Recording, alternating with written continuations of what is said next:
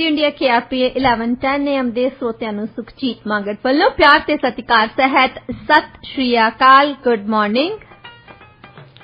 11 ਮਾਰਚ 2022 ਤੇ ਪ੍ਰੋਗਰਾਮ ਪੰਜਾਬੀ ਆਵਾਜ਼ ਵਿੱਚ ਆਪ ਸਭ ਦਾ ਨਿੱਘਾ ਸਵਾਗਤ ਹੈ। ਇਹ ਪ੍ਰੋਗਰਾਮ ਡਾਕਟਰ ਸ਼ਿੰਦਰਪੁਰੇਵਾਲ ਤੇ ਮੇਰੇ ਵੱਲੋਂ ਆਪ ਸਭ ਲਈ ਮੰਡੇ ਤੋਂ ਲੈ ਕੇ ਫਰਾਈਡੇ ਤੱਕ ਪੇਸ਼ ਕੀਤਾ ਜਾਂਦਾ ਹੈ ਤੇ ਇਸ ਪ੍ਰੋਗਰਾਮ ਦੇ ਵਿੱਚ ਅਸੀਂ ਗੱਲਬਾਤ ਕਰਦੇ ਹਾਂ ਸਾਡੇ ਆਲੇ ਦੁਆਲੇ ਵਾਪਰਦੀਆਂ ਘਟਨਾਵਾਂ ਬਾਰੇ। ਗੱਲਬਾਤ ਦਾ ਸਿਲਸਿਲਾ ਸ਼ੁਰੂ ਕਰਨ ਤੋਂ ਪਹਿਲਾਂ ਸਵਾਗਤ ਕਰਦੇ ਹਾਂ ਡਾਕਟਰ ਸਾਹਿਬ ਦਾ। ਡਾਕਟਰ ਸਾਹਿਬ ਸਵਾਗਤ ਹੈ ਜੀ ਤੁਹਾਡਾ ਪ੍ਰੋਗਰਾਮ 'ਚ। ਗੁੱਡ ਮਾਰਨਿੰਗ ਜੀ। ਤੇ ਖਬਰਾਂ ਦੀ ਸ਼ੁਰੂਆਤ ਕਰਨ ਤੋਂ ਪਹਿਲਾਂ ਮੈਂ ਦੱਸਣਾ ਚਾਹੁੰਦੀ ਹਾਂ ਕਿ ਹੁਣ ਟਾਈਮ ਚੇਂਜ ਹੋਣ ਜਾ ਰਿਹਾ। ਕੱਲ ਰਾਤ ਨੂੰ ਸੌਣ ਤੋਂ ਪਹਿਲਾਂ ਆਪਣੀਆਂ ਘੜੀਆਂ ਸਾਰੇ ਜਾਣੇ ਇੱਕ ਘੰਟਾ ਅੱਗੇ ਕਰ ਲਿਓ, ਕਿਉਂਕਿ ਸੰਡੇ ਨੂੰ ਜਦੋਂ ਤੁਸੀਂ ਉੱਠਣਾ ਤਾਂ ਤੁਹਾਡਾ ਜਿਹੜਾ ਟਾਈਮ ਹੈਗਾ ਉਦੋਂ ਤੱਕ ਉਹ ਚੇਂਜ ਹੋ ਚੁੱਕਿਆ ਹੋਣਾ। ਕੱਲ ਰਾਤ ਨੂੰ 12 ਵਜੇ ਤੋਂ ਟਾਈਮ ਜੋ ਹੈ ਉਹ ਚੇਂਜ ਹੋਣ ਜਾ ਰਿਹਾ ਹੈ। ਜਿਹੜੇ ਸਾਡੇ ਨੂੰ ਅਰਲੀ ਉੱਠ ਕੇ ਆਉਂਦੇ ਉਹਨਾਂ ਦਾ ਘੰਟਾ ਨੀਂਦ ਖਰਾਬ ਹੋ ਜਾਣੀ ਜੀ। ਬਿਲਕੁਲ। ਤਾਂ ਪਰ ਤੁਸੀਂ ਫਿਰ ਡੇ ਲਾਈਟ ਦਾ ਵੀ ਆਨੰਦ ਮਾਣ ਸਕੋਗੇ। ਇਹ ਗੱਲ ਠੀਕ ਹੈ। ਤੇ ਹੁਣ ਆਪਾਂ ਖਬਰਾਂ ਦਾ ਸਿਲਸਿਲਾ ਸ਼ੁਰੂ ਕਰਦੇ ਹਾਂ। BC ਮਾਸਕ ਮੈਂਡੇਟ ਆ ਜਿਹੜੇ ਅੱਜ ਤੋਂ ਮਤਲਬ ਮਾਸਕ ਪਾਉਣਾ ਜ਼ਰੂਰੀ ਨਹੀਂ ਹੈਗਾ ਤੇ 8 ਅਪ੍ਰੈਲ ਤੋਂ ਇਹਨਾਂ ਨੇ ਉਹ ਵੀ ਕਰ ਦਿੱਤਾ ਜਿਹੜਾ ਕੋਵਿਡ ਪਾਸਪੋਰਟ ਸੀਗਾ ਉਹਨੂੰ ਵੀ ਇਹ ਬੰਦ ਕਰਨ ਜਾ ਰਹੇ ਨੇ।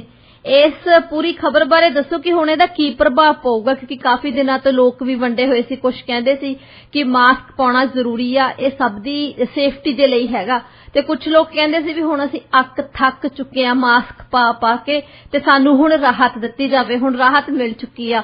ਤੁਸੀਂ ਇਸ ਖਬਰ ਨੂੰ ਕਿਸ ਤਰ੍ਹਾਂ ਦੇਖਦੇ ਹੋ? ਇਹਦੇ ਨਾਲ ਹੀ ਇੱਕ ਫਰੀडम ਕਨਵੋਏ, ਜਿਹਨੂੰ ਟਰੱਕ ਕਨਵੋਏ ਵੀ ਕਿਹਾ ਜਾਂਦਾ, ਹਾਂਜੀ, ਉਹ ਵਿਕਟੋਰੀਆ ਦੇ ਵਿੱਚ ਉਹ ਕਹਿੰਦੇ ਅਸੀਂ ਵੀਕਐਂਡ ਤਾਈਂ ਪਹੁੰਚ ਜਾਣਾ। ਹਾਂਜੀ, ਉਹ ਕਹਿੰਦੇ ਕਿ 3 ਦਿਨ ਤੱਕ ਅਸੀਂ ਉੱਥੋਂ ਦੀ ਸੜਕਾਂ ਨੂੰ ਬਲੌਕ ਕਰ ਦੇਣਾ। ਉਹ ਜਿੱਦਾਂ ਆਟਵਾ ਦੇ ਵਿੱਚ ਫਿਰਦੇ ਸੀ ਉਸ ਤਰੀਕੇ ਦੇ ਨਾਲ ਵਿਕਟੋਰੀਆ ਵੀ ਫਿਰਨਾ। ਉਹਨੂੰ ਪ੍ਰੀਐਮਪਟਿਵ ਸਟ੍ਰਾਈਕ ਕਹਿ ਲਓ ਸਰਕਾਰ ਦੀ, ਕਿ ਉਹਨਾਂ ਨੇ ਜੋ ਕੁਝ ਕਹਿਣਾ ਹੈ ਅਸੀਂ ਪਹਿਲਾਂ ਹੀ ਕਹੀਏ ਉਹਨਾਂ ਨੂੰ ਕਿ ਅਸੀਂ ਦੇਖੋ ਮਾਸਕ ਹਟਾਤੇ ਆ, ਅਸੀਂ ਦੇਖੋ ਮੈਂਡੇਟ ਜਿਹੜੀ ਆ ਵੈਕਸੀਨੇਸ਼ਨ ਦੀ ਉਹ ਹਟਾ ਦੇਣੀ ਆ। ਛੋਟਿਆਂ ਹੁੰਦਿਆਂ ਤੇ ਇੱਕ ਗੇਮ ਖੇਡਦੇ ਹੁੰਦੇ ਸੀ, ਕੋਟਲਾ ਛਪਾਕੀ ਜਿੰਮੇ ਰਾਤ ਆਈਏ, ਜਿਹੜਾ ਅੱਗੇ ਪਿੱਛੇ ਦੇਖੇ ਉਹਦੀ ਸ਼ਾਮਤ ਆਈ। ਜੀ ਜੀ। ਤੁਸੀਂ ਦੇਖੋਗੇ ਜਿਹੜੇ ਆਗੂ ਬਣੇ ਆ ਨਾ, ਆਗੂ ਕਹਾਉਂਦੇ ਆ ਹੁਣ, ਉਹਨਾਂ ਦੇ ਵਿੱਚ ਬੈਕਬੋਨ ਹੈ ਨਹੀਂ, ਜਿਹੜੀ ਰੀੜ੍ਹ ਦੀ ਹੱਡੀ ਹੁੰਦੀ ਹੈ। ਜਿਹੜੇ ਰੀੜ੍ਹ ਦੀ ਹੱਡੀ ਹੁੰਦੀ ਆ ਜਿਹਨਾਂ ਜਾਨਵਰਾਂ 'ਚ, ਉਹ ਦੇਖੋ ਪਹਾੜਾਂ ਤੇ ਉੜਦੇ ਫਿਰਦੇ ਆ, ਵਾਦੀਆਂ ਦੇਖਦੇ ਆ, ਉਹਨਾਂ ਦੀ ਦੂਰਅੰਦੇਸ਼ੀ ਹੁੰਦੀ ਹੈ। ਜਿਨ੍ਹਾਂ ਦੇ ਹੁੰਦੀ ਨਹੀਂ ਰੀੜ੍ਹ ਦੀ ਹੱਡੀ, ਉਹ ਸੱਪ ਸਪੋਲੀਏ ਹੁੰਦੇ, ਉਹ ਘਾਹ ਦੀ ਇਸ ਤੜ 'ਚ ਫਸਦੇ ਆ, ਕਦੇ ਉਸ ਤੜ 'ਚ ਫਸਦੇ ਆ। ਰੀੜ੍ਹ ਦੀ ਹੱਡੀ ਵਾਲੇ ਸਾਡੇ 2 ਲੀਡਰ ਹੁਣ ਜਾਏ, ਮੈਂ ਯਾਦ ਆ ਮੈਨੂੰ, ਇੱਕ ਸਾਡੇ ਪ੍ਰਾਈਮ ਮਿਨਿਸਟਰ ਹੁੰਦੇ ਸੀ ਬ੍ਰਾਇਨ ਮਰੂਨੀ, ਸ਼ਾਇਦ ਹਿਸਟਰੀ ਨੇ ਉਹਨਾਂ ਨੂੰ ਜੱਜ ਠੀਕ ਨਹੀਂ ਕੀਤਾ, ਪਰ ਕਿਸੇ ਜ਼ਮਾਨੇ ਦੇ ਵਿੱਚ ਉਹਨਾਂ ਬਾਰੇ ਪੜ੍ਹਿਆ ਜਾਊਗਾ ਕਿ ਉਹਨਾਂ ਨੇ ਉਹਨਾਂ ਚੀਜ਼ਾਂ ਨੂੰ ਹੱਥ ਪਾਉਣ ਦੀ ਕੋਸ਼ਿਸ਼ ਕੀਤੀ ਜਿਨ੍ਹਾਂ ਨੂੰ ਕੋਈ ਡਰਦਾ ਟੱਚ ਨਹੀਂ ਸੀ ਕਰਦਾ। ਦੂਸਰੇ ਸੀ ਗਲੈਨ ਕਲਾਰਕ, ਇੱਥੇ ਦੇ ਪ੍ਰੀਮੀਅਰ, ਜਿਨ੍ਹਾਂ ਨੇ ਉਹਨਾਂ ਚੀਜ਼ਾਂ ਨੂੰ ਹੱਥ ਪਾਇਆ ਜਿਨ੍ਹਾਂ ਤੇ ਆਮ ਬੰਦਾ, ਆਮ ਪ੍ਰੀਮੀਅਰ ਜਿਹਦਾ, ਜਿਹੜੇ ਹੋਣ ਵਾਲੇ ਪ੍ਰੀਮੀਅਰ ਇਹ ਤਾਂ ਪਹਿਲਾਂ 36 ਵਾਲੇ ਡਰਦੇ ਆ, ਸੌਂਦੇ ਆ, ਫੇਰ ਸੱਪਾਂ ਵਾਂਗੂ ਫਿਰਦੇ ਆ। ਇਹਨਾਂ ਦੀ ਬੈਕਬੋਨ ਹੈ ਹੀ ਨਹੀਂ, ਰੀੜ੍ਹ ਦੀ ਹੱਡੀ ਇਹਨਾਂ ਦੀ ਬਿਲਕੁਲ ਹੈ ਨਹੀਂ, ਕਿਸੇ ਦੇ ਵਿੱਚ ਵੀ ਹੈ ਨਹੀਂ। ਇਹ ਸਭ ਇੱਕ ਦੂਜੇ ਦੇ ਪਿੱਛੇ ਲੁਕਦੇ ਆ।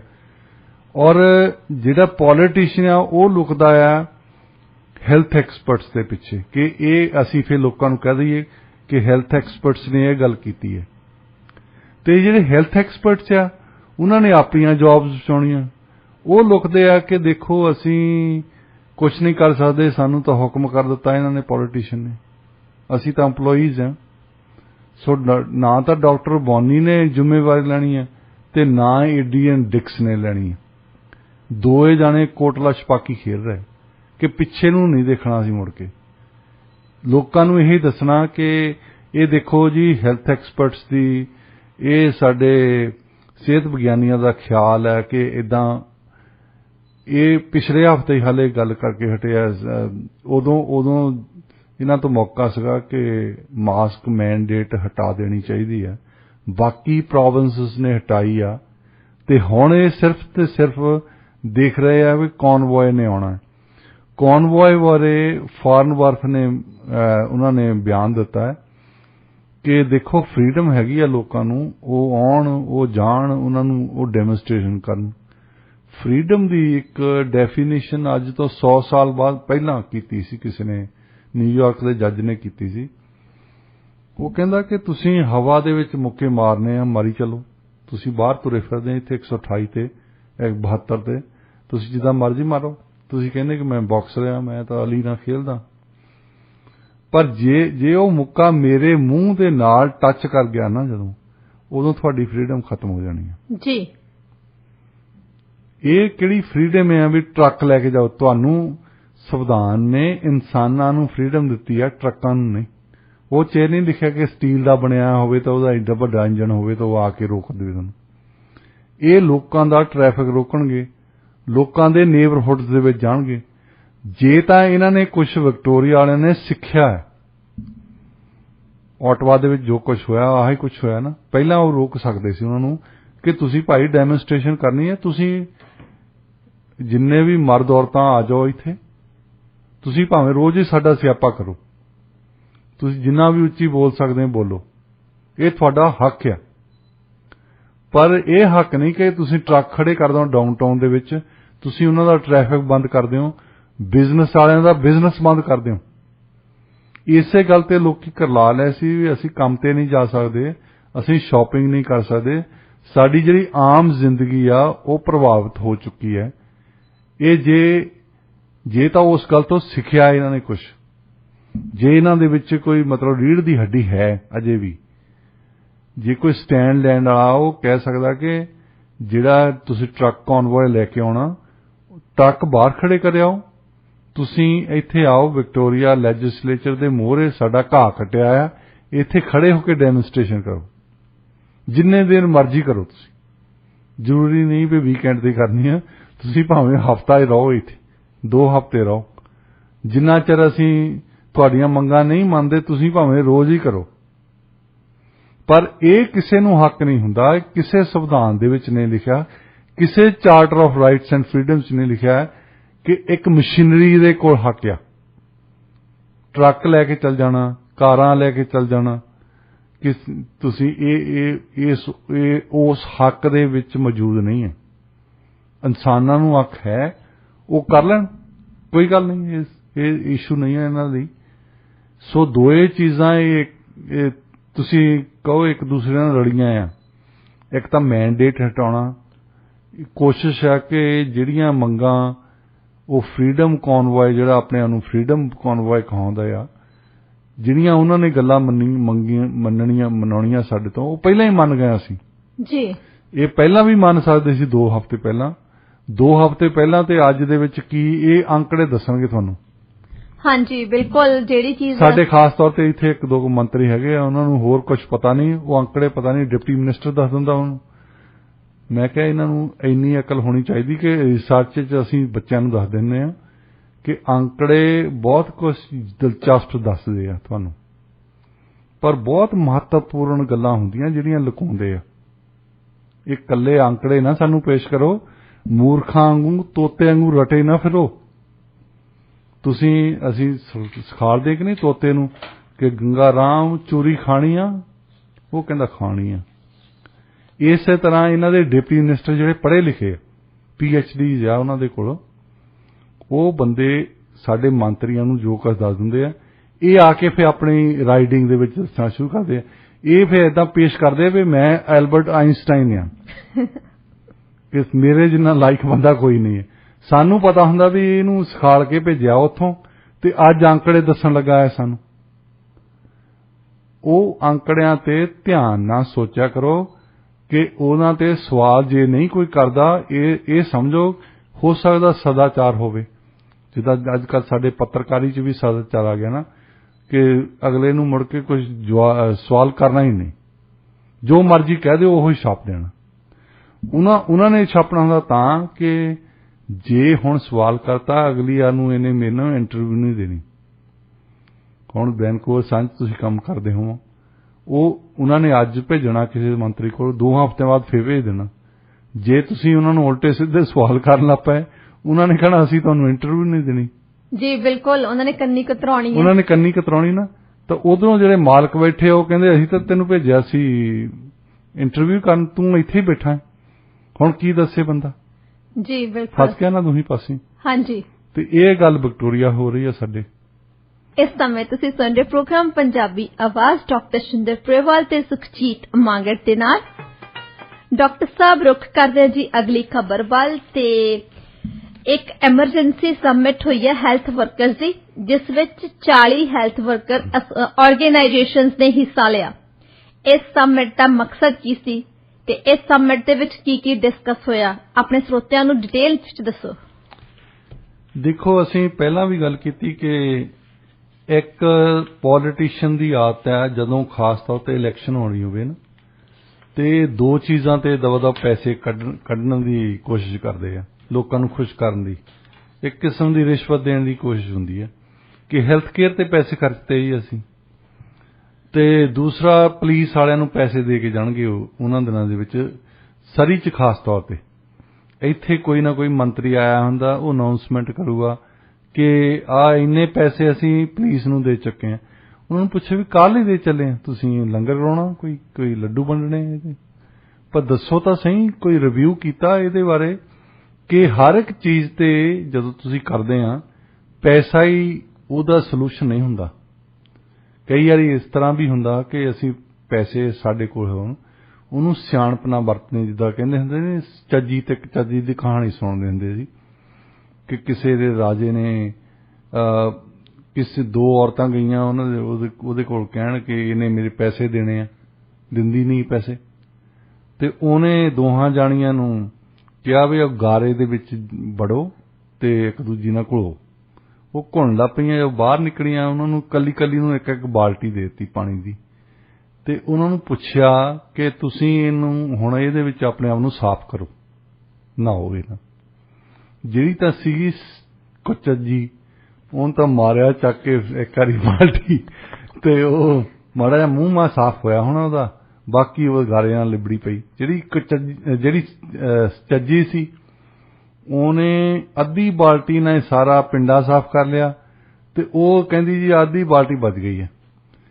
ਉਹ ਕਹਿੰਦਾ ਵੀ ਵਾਕਿਆ ਇਹਦੀ ਗੱਲ ਠੀਕ ਹੈ ਵੀ ਤੂੰ ਪੈਸੇ ਦੇਣੇ ਹੀ ਹੋਣੇ ਇਹਦੇ, ਕਿਉਂਕਿ ਦੇਖੋ ਸੰਜਮ ਵਾਲੀ ਗੱਲ ਹੈ। ਹਾਂਜੀ, ਸੰਜਮ ਵਾਲੀ ਗੱਲ ਜਿਹੜੀ ਹੈ ਕਿ ਹਰ ਇੱਕ ਚੀਜ਼ ਦਾ ਸੋਲੂਸ਼ਨ ਇਹ ਨਹੀਂ। ਹੁਣ ਕੈਨੇਡਾ ਦੇ ਵਿੱਚ ਅਸੀਂ ਤਕਰੀਬਨ ਜੇ ਫੈਡਰਲ ਤੇ ਪ੍ਰੋਵਿੰਸ਼ੀਅਲ ਬਜਟਸ ਦੇਖਦੇ ਹਾਂ, ਤਕਰੀਬਨ $5,000 ਪ੍ਰਤੀ ਵਿਅਕਤੀ, ਹਰ ਕੈਨੇਡੀਅਨ ਤੇ $5,000, ਮਤਲਬ ਬੱਚਿਆਂ ਤੇ ਘੱਟ ਖਰਚਾ ਆਉਂਦਾ ਹੋਣਾ, ਬਜ਼ੁਰਗਾਂ ਤੇ ਜ਼ਿਆਦਾ ਆਉਂਦਾ ਹੋਣਾ।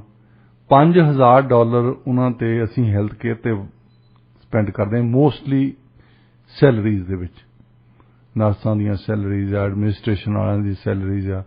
ਹੁਣ ਮੈਂ ਕਿਸੇ ਨਾਲ ਫਰੇਜ਼ਰ ਹੈਲਥ ਅਥਾਰਟੀ ਦੇ ਵਿੱਚ ਗੱਲ ਕਰਦਾ ਸੀ, ਉਹ ਕਹਿੰਦਾ ਇੱਥੇ ਕੁਛ ਨਹੀਂ ਪਤਾ ਵੀ ਕੀ ਹੋ ਰਿਹਾ। ਕਈ ਬੰਦੇ ਕਹਿੰਦਾ ਕੰਮ ਕਰਦੇ ਆ, ਇਹਨਾਂ ਨੂੰ ਪਤਾ ਹੀ ਨਹੀਂ ਵੀ ਅਸੀਂ ਕੀ ਕਰਦੇ ਹਾਂ। ਤੇ ਕਹਿੰਦਾ ਜਿਹੜੇ ਸਾਡੇ ਮੈਨੇਜਰ ਆ ਉਹਨਾਂ ਨੂੰ ਨਹੀਂ ਪਤਾ ਹੁੰਦਾ ਵੀ ਇਹ ਬੰਦਾ ਕਰਦਾ ਕੀ ਆ, ਇਹੀ ਉਹਨਾਂ ਨੂੰ ਪਤਾ ਵੀ ਇਹ ਸਵੇਰ ਨੂੰ ਮੈਂ ਗੁੱਡ ਮਾਰਨਿੰਗ ਕਹਿੰਦਾ। ਹੁਣ ਇਹ ਜੇ ਤੁਸੀਂ ਰਿਵਿਊ ਕਰਾ ਕੇ ਦੇਖੋ, ਤੁਸੀਂ ਦੇਖੋ ਸਾਰੇ ਸਿਸਟਮ ਦੇ ਵਿੱਚ ਕੀ ਗੱਲਾਂ ਦੀ ਸਾਨੂੰ ਲੋੜ ਆ। ਕੋਈ ਸਾਡੇ ਤੋਂ ਹਸਪਤਾਲ ਆ, ਉਹਦੇ 'ਚ ਕੋਈ MRI ਹੈ ਨਹੀਂ। ਕੈਨ ਯੂ ਇਮੈਜਨ ਵੀ ਇਥੀਓਪੀਆ ਦੇ ਵਿੱਚ ਵੀ ਹਸਪਤਾਲ ਹੋਣੇ ਜਿਨ੍ਹਾਂ ਦੇ ਵਿੱਚ MRI ਪਈ ਹੈ। ਇੱਥੇ ਸਾਡੇ ਲੈਡਨ, ਮੈਂ ਗੱਲ ਕੀਤੀ ਸੀ, ਲੈਡਨ ਜਿਹੜਾ ਹਸਪਤਾਲ 'ਚ MRI ਦੀ ਕੋਈ ਮਸ਼ੀਨ ਹੈ ਨਹੀਂ। ਹਾਂਜੀ, ਉਹਨਾਂ ਨੂੰ ਵਿਚਾਰਿਆਂ ਨੂੰ, ਮਰੀਜ਼ਾਂ ਨੂੰ ਉੱਥੋਂ ਐਂਬੂਲੈਂਸ ਲੈ ਕੇ ਆਉਂਦੀ ਹੈ ਸਰੀ ਨੂੰ, ਜਾਂ ਪਰੇ PSAT ਜਾਂਦੀ ਹੈ, ਉੱਥੇ MRI ਕਰਾ ਕੇ ਫਿਰ ਵਾਪਸ ਲੈ ਕੇ ਜਾਂਦੇ। ਕਈਆਂ ਲਈ ਇਹ ਬਹੁਤ ਵੱਡੀ ਤਕਲੀਫ ਦੀ ਗੱਲ ਹੁੰਦੀ ਹੈ ਕਿ ਆਪਣੇ ਕਮਰੇ 'ਚੋਂ ਨਿਕਲਣਾ। ਉੱਥੇ ਜਿਹੜੇ ਬੰਦੇ ਨੂੰ ਤੁਸੀਂ MRI ਕਰਵਾ ਰਹੇ, ਕੁਛ ਨਾ ਕੁਛ ਤਾਂ ਉਹਦਾ ਟੁੱਟਿਆ ਹੀ ਆ। ਜੀ, ਜੇ ਉਹ ਹੈਲਥੀ ਹੁੰਦਾ ਤਾਂ ਉਹਨੇ ਹਸਪਤਾਲ ਜਾਣਾ ਹੀ ਨਹੀਂ ਸੀ। ਤਕਲੀਫ ਦੇ ਵਿੱਚ ਆ। ਸੋ ਇੱਕ ਰਿਵਿਊ ਹੋਣਾ ਚਾਹੀਦਾ ਜਿਹੜਾ ਕਿ ਲੌਂਗ ਓਵਰਡਿਊ ਆ, ਦੋ ਚੀਜ਼ਾਂ ਤੇ।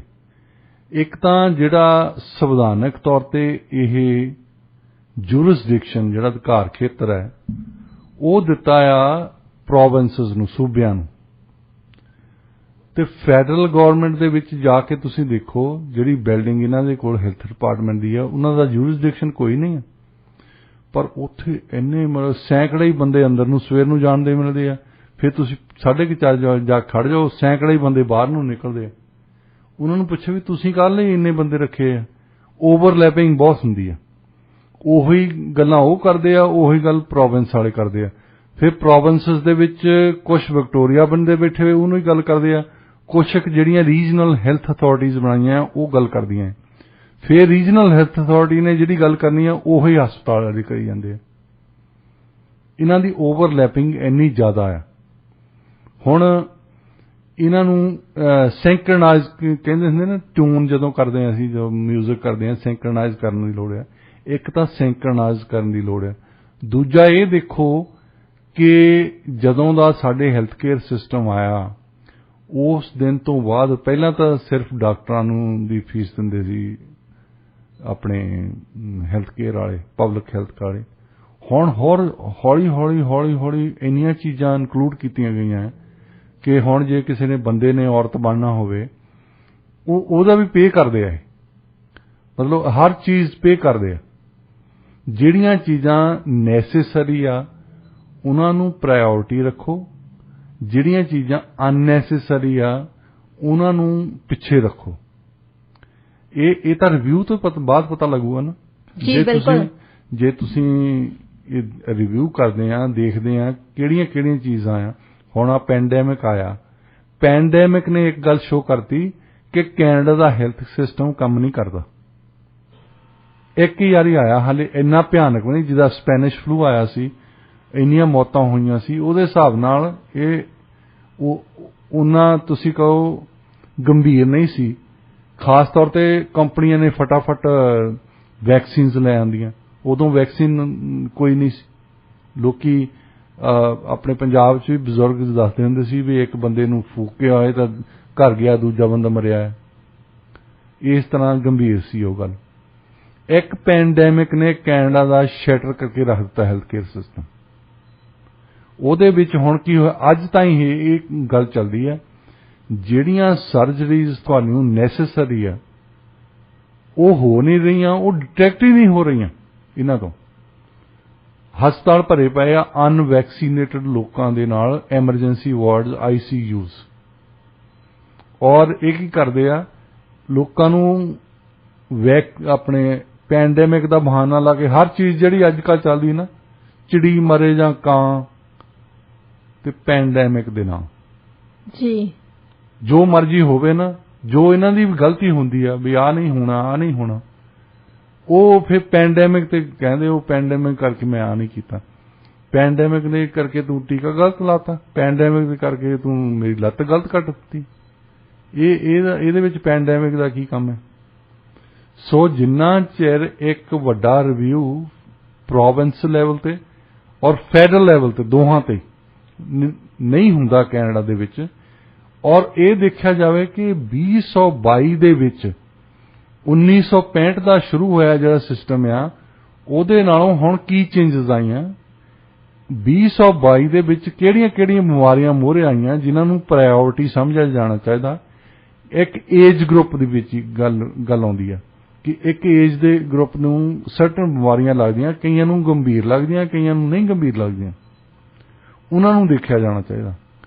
ਜਿੰਨਾ ਚਿਰ ਇਹ ਗੱਲਾਂ ਸਾਡੇ ਸਾਹਮਣੇ ਨਹੀਂ ਆਉਂਦੀਆਂ ਨਾ, ਉਹਨਾਂ ਚਿਰ ਇਹਨਾਂ ਵਰਕਰਸ ਦੀ ਗੱਲ ਠੀਕ ਹੈ ਜਿਹੜੀ ਐਸੋਸੀਏਸ਼ਨ ਦੀ ਮੀਟਿੰਗ ਕੀਤੀ ਹੈ, ਵੀ ਜਿੰਨਾ ਚਿਰ ਅਸੀਂ ਰਿਵਿਊ ਨਹੀਂ ਕਰਦੇ ਨਾ, ਜਿੰਨਾ ਚਿਰ ਅਸੀਂ ਦੇਖਦੇ ਨਹੀਂ ਕਿ ਕੁਛ ਨਾ ਕੁਛ ਤਾਂ ਗਲਤੀ ਹੈ। ਹੁਣ ਤੁਸੀਂ ਪੀੜ੍ਹੀ ਤੇ ਬੈਠੇ ਹੋਵਾਂ ਤਾਂ ਤੁਹਾਡੇ ਡੰਗ ਮਾਰੀ ਜਾਵੇ ਕੋਈ ਮਿੰਟ ਬਾਅਦ, ਤੇ ਇਹ 'ਚ ਫਿਰ ਸੁਖਬੀਰ ਬਾਦਲ ਨੂੰ ਤਾਂ ਕਹਿਣ ਦੀ ਲੋੜ ਨਹੀਂ ਵੀ ਸ਼ਾਇਦ ਸੱਪ ਥੱਲੇ ਬੈਠਾ ਹੋਵੇ, ਬੈਠਾ ਹੀ ਹੋਣਾ ਉਹ ਜਿਹੜਾ ਤੁਹਾਡੇ ਗਿੱਟਿਆਂ ਨੂੰ ਮਿੰਟ ਬਾਅਦ ਡੰਗ ਮਾਰੀ ਜਾਣ। ਔਰ ਕੈਨੇਡਾ ਦੇ ਹੈਲਥ ਕੇਅਰ ਸਿਸਟਮ ਦੇ ਗਿੱਟਿਆਂ ਨੂੰ ਮਿੰਟ ਬਾਅਦ ਨਹੀਂ, ਹੁਣ 30 ਸਕਿੰਟਾਂ ਬਾਅਦ ਡੰਗ ਮਾਰਨ ਲੱਗ ਪਿਆ। ਇਸ ਹੱਦ ਤਾਈਂ ਬੁਰਾ ਹਾਲ ਹੋ ਗਿਆ ਇਹਨਾਂ ਦਾ ਕਿ ਜਿਹੜੀ ਵੀ ਚੀਜ਼ ਹੁਣ ਦੇਖਣੀ ਹੈ, ਜੇ ਕੈਂਸਰ ਪੇਸ਼ੈਂਟਸ ਹੁਣ ਰੌਲਾ ਪਾ ਰਹੇ ਵੀ ਸਾਨੂੰ ਅਪੁਆਇੰਟਮੈਂਟਸ ਨਹੀਂ ਮਿਲਦੀਆਂ, ਸਾਨੂੰ MRI ਨਹੀਂ ਹੁੰਦੀ ਪ੍ਰੋਪਰ, ਸਾਨੂੰ ਰੇਡੀਏਸ਼ਨ ਥੈਰੇਪੀ ਨਹੀਂ ਪ੍ਰੋਪਰ ਮਿਲਦੀ, ਉਹ ਜੀ ਪੈਂਡੈਮਿਕ ਹੈ। ਇਹਦਾ ਪੈਂਡੈਮਿਕ ਦਾ ਮਤਲਬ ਜਿਹੜੀ ਸਾਰੀ ਦੁਨੀਆ ਦੇ ਵਿੱਚ ਪਿਛਲੇ ਹਫ਼ਤੇ ਸੀ, ਫਰਾਈਡੇ ਦੀ ਖਬਰ ਸੀ ਕਿ 6 ਮਿਲੀਅਨ 60 ਲੱਖ ਲੋਕੀ ਮਰ ਗਏ ਹਰ ਸਾਲ। 3 ਸਾਲ ਹੋ ਗਏ ਇਹ, ਮਤਲਬ ਤੁਸੀਂ ਪਹਿਲੇ ਸਾਲ ਜ਼ਿਆਦਾ ਮਰੇ ਹੋਣੇ, ਦੂਸਰੇ ਸਾਲ ਫਿਰ ਸਾਡੇ ਵੈਕਸੀਨ ਆ ਗਈ, ਥੋੜੇ ਜਿਹਾ ਘੱਟ ਮਰੇ, ਹੁਣ ਉਦੋਂ ਵੀ ਘੱਟ ਗਏ। ਹਾਂਜੀ, ਹਰ ਸਾਲ ਕਾਰਡੀਅਕ ਅਰੈਸਟ ਦੇ ਨਾਲ 90 ਲੱਖ ਲੋਕੀ ਮਰਦੇ ਆ ਜੀ ਬਿਲਕੁਲ, ਸਿਰਫ ਤੇ ਸਿਰਫ ਕਾਰਡੀਅਕ ਅਰੈਸਟ ਦੇ ਨਾਲ। ਹੋਰ ਜਿਹੜੀਆਂ ਬਿਮਾਰੀਆਂ ਹੁੰਦੀਆਂ ਉਹ ਨਹੀਂ ਘਟੀਆਂ, ਜਿਹੜੀਆਂ ਉਹਨਾਂ ਨਾਲ ਐਨੂਅਲ ਮੌਤਾਂ ਹੁੰਦੀਆਂ ਸੀ ਹਰ ਸਾਲ, ਉਹ ਘਟੀਆਂ ਨਹੀਂ। ਪੈਂਡੈਮਿਕ ਦਾ ਕਰਕੇ ਸਭ ਕੁਝ ਖਤਮ ਨਹੀਂ ਹੋ ਗਿਆ। ਹੁਣ ਬਹਾਨਾ ਇਹ ਫੜ ਲਿਆ, ਡਿਪਟੀ ਮਿਨਿਸਟਰ ਨੇ ਦੱਸਤਾ ਹੋਣਾ ਏਡਰੀਅਨ ਡਿਕਸ ਨੂੰ ਕਿ ਬਸ ਆਹ ਹੀ ਕਹਿ ਦਿਆ ਕਰੋ ਪੈਂਡੈਮਿਕ, ਹਰ ਚੀਜ਼ ਪੈਂਡੈਮਿਕ ਦੇ ਨਾਮ ਮੜ ਦਿੰਦੇ ਆ। ਬਸ ਜਿੱਦਾਂ ਹੁਣ ਪੰਜਾਬ ਦੇ ਵਿੱਚ ਇੱਕ ਵਾਰੀ ਲੜਾਈ ਹੁੰਦੀ ਸੀ ਨਾ, ਸਿਵਲ ਵਾਰ ਹੀ ਬੇਸਿਕਲੀ ਲੱਗੀ ਸੀ, ਜਿਹੜਾ ਵੀ ਬੰਦਾ ਮਰ ਜਾਂਦਾ ਸੀ ਉਹ ਕਹਿੰਦੇ ਚੱਲ ਅੱਤਵਾਦੀ ਮਰ ਗਏ, ਜਿਹੜਾ ਨਹੀਂ ਸੋਲਵ ਹੁੰਦਾ ਸੀ ਉਹਨੂੰ ਕਹਿਣਾ ਅੱਤਵਾਦੀ ਮਰ ਗਏ।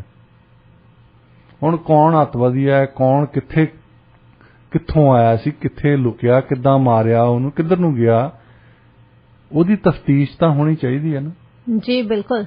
ਤੇ ਇਹਦੀ ਸਾਡੇ ਸਿਸਟਮ ਦੀ ਇੱਕ ਤਫਤੀਸ਼ ਹੋਣੀ ਚਾਹੀਦੀ ਹੈ, ਜਿਹੜੀ ਅੱਜ ਤਾਈਂ ਜਿਹੜੇ ਪੋਲੀਟੀਸ਼ੀਅਨ ਆ ਉਹ ਕੰਨੀ ਕਤਰਾਉਂਦੇ ਆਏ ਆ। ਇਹਨਾਂ ਨੇ ਇੱਕ ਹੀ ਸੋਲੂਸ਼ਨ ਫੜਿਆ ਆ ਕਿ ਜਦੋਂ ਇਲੈਕਸ਼ਨ ਆ ਗਈ ਉਸ ਵੇਲੇ ਜਾ ਕੇ ਅਨਾਉਂਸਮੈਂਟ ਕਰ ਦੇਣਾ। ਅਸੀਂ ਉਨੀ ਦਿਨੀ ਦੋ ਗੱਲਾਂ ਕਰਦੇ, ਇੱਕ ਤਾਂ ਅਨਾਉਂਸਮੈਂਟ ਕਰਨੀ ਹੈ, ਦੂਸਰਾ ਫਿਰ ਉਦੋਂ ਜੇ 2 ਬਿਲੀਅਨ ਦੇਣਾ ਨਾ, ਜੇ ਤਾਂ 2 ਬਿਲੀਅਨ ਨੂੰ ਘਾਟਾ ਪੈਂਦਾ ਹੋਵੇ ਫਿਰ ਤਾਂ 2 ਬਿਲੀਅਨ ਹੀ ਕਹਿਣਗੇ। 2 ਬਿਲੀਅਨ ਕੈਨੇਡੀਅਨ ਲੋਕਾਂ ਨੂੰ ਬਿਲੀਅਨ ਦਾ ਨਹੀਂ ਪਤਾ ਕਿ ਕਿੰਨੇ ਮਿਲੀਅਨ ਹੁੰਦੇ ਆ। ਮੈਨੂੰ ਕੋਈ ਪੋਸਟਰ ਦੱਸਦਾ ਸੀ, ਕਹਿੰਦਾ 80% ਤੋਂ ਜ਼ਿਆਦਾ ਲੋਕਾਂ ਨੂੰ ਪਤਾ ਨਹੀਂ।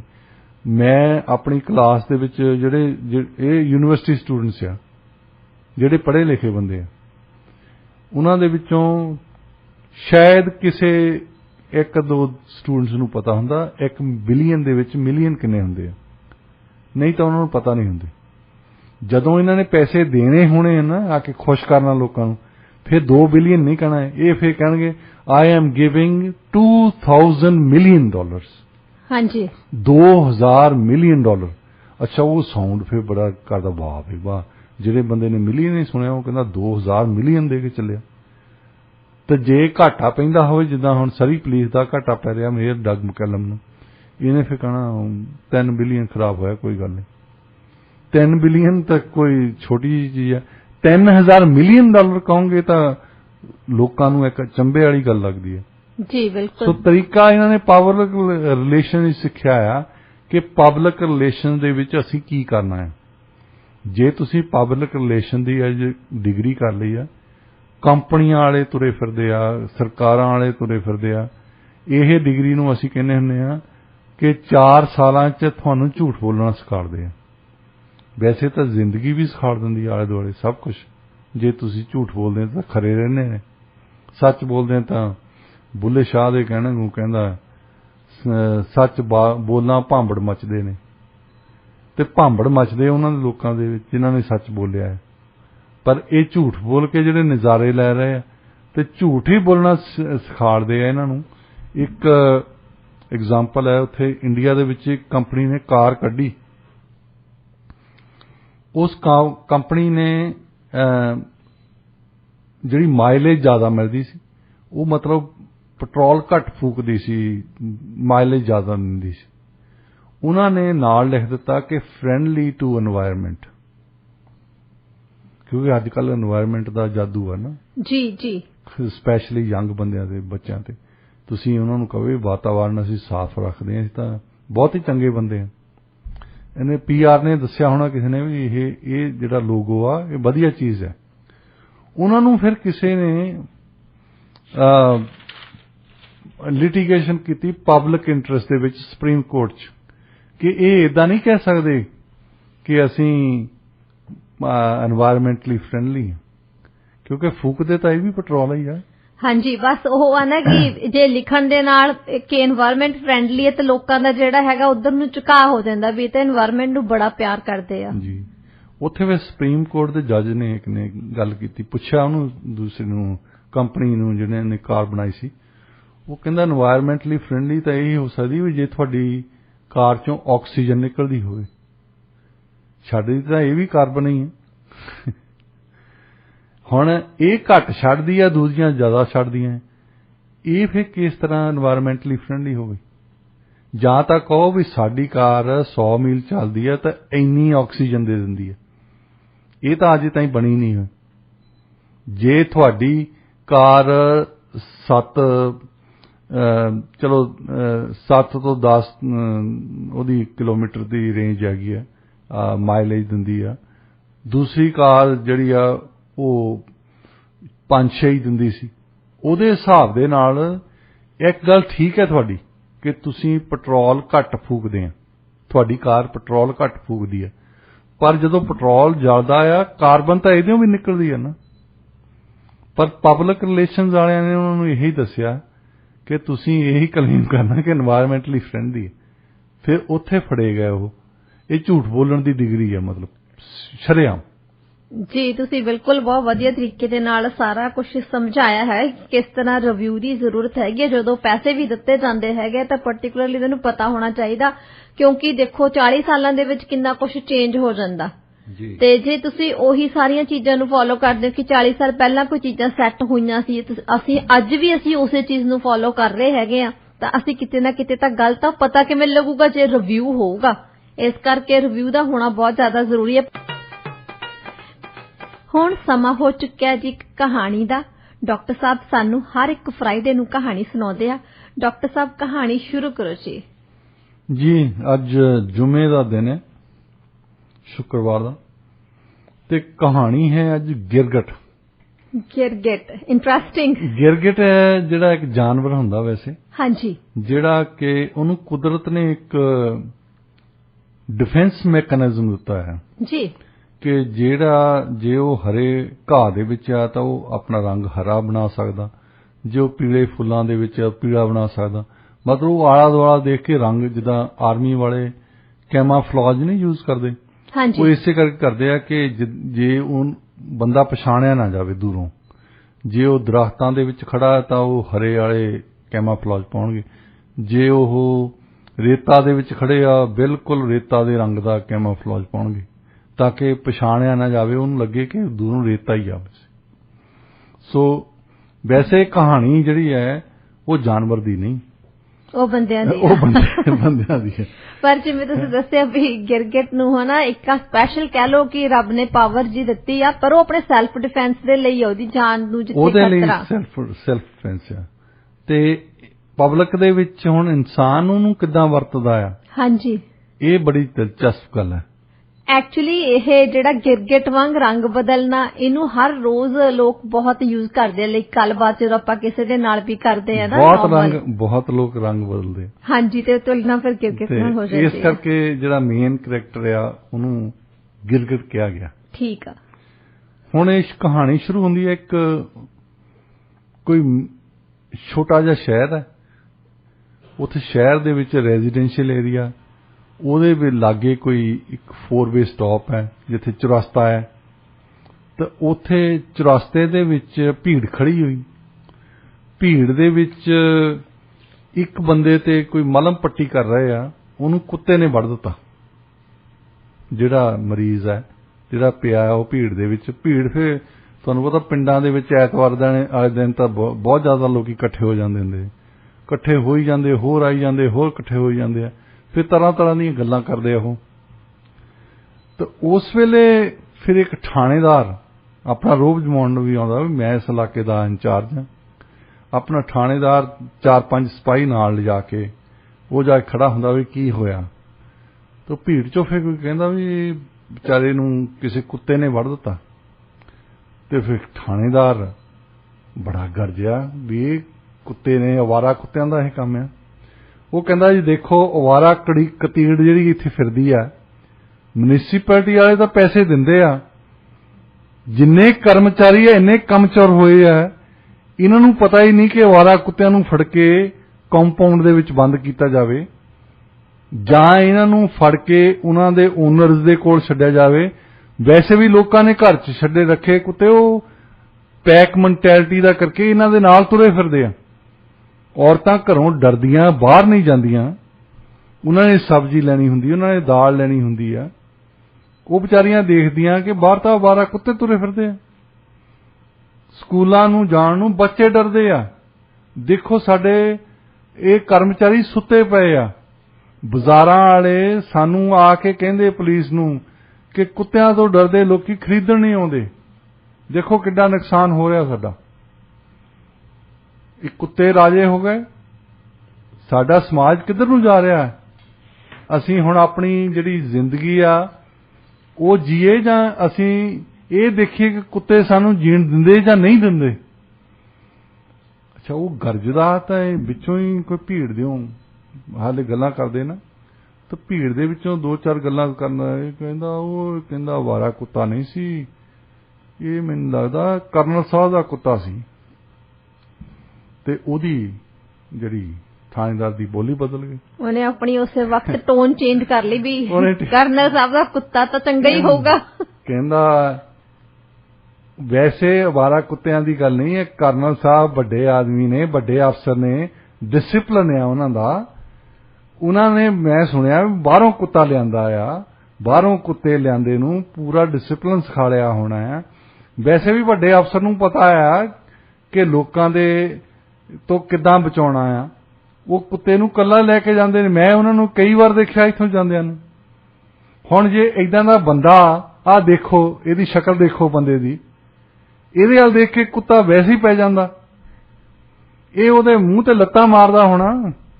ਕੁੱਤੇ ਦਾ ਕਸੂਰ ਨਹੀਂ, ਕਿਉਂਕਿ ਕਰਨਲ ਸਾਹਿਬ ਦਾ ਕੁੱਤਾ ਜਿਹੜਾ ਆ ਉਹ ਬੜਾ ਡਿਸਿਪਲਿਨਡ ਕੁੱਤਾ ਆ, ਬਾਹਰਲਾ ਕੁੱਤਾ ਆ। ਇਹ ਬੰਦਾ ਹੀ ਕੁੱਤਿਆਂ ਨੂੰ ਭੜਾ ਆ। ਇਹ ਜਾਣ ਕੇ ਲੱਤ ਮਾਰਦਾ ਹੋਣਾ ਜਾਂ ਹੱਥ ਮਾਰਦਾ ਹੋਣਾ। ਕੁੱਤੇ ਨੂੰ ਹੋਰ ਕੀ ਕਰੂ ਕੁੱਤਾ? ਉਹ ਵਿਚਾਰਾ ਆਪਣੇ ਉਹਨੂੰ ਬਚਾਊਗਾ ਹੀ। ਦੱਸੋ ਹੁਣ ਇਹਦੇ ਵਿੱਚ ਉਸ ਕੁੱਤੇ ਦਾ ਕੀ ਕਸੂਰ ਹੈ ਜਦੋਂ ਕੁੱਤਿਆਂ ਤੋਂ ਵੱਧ ਸੂਰਾਂ ਵਰਗਾ ਬੰਦਾ ਉਹਦੇ ਪਿੱਛੇ ਪਿਆ ਹੈ? ਤੇ ਫੇਰ ਭੀੜ ਦੇ ਵਿੱਚ ਫੇਰ ਕਿਸੇ ਨੇ ਕਹਿਤਾ, ਉਹ ਕਹਿੰਦੇ ਨਹੀਂ ਯਾਰ ਕਰਨਲ ਸਾਹਿਬ ਦਾ ਤਾਂ ਚਿੱਟਾ ਕੁੱਤਾ ਆ, ਇਹ ਤਾਂ ਕਾਲੇ ਕੁੱਤੇ ਨੇ ਵੱਢਿਆ ਇਹਨੂੰ।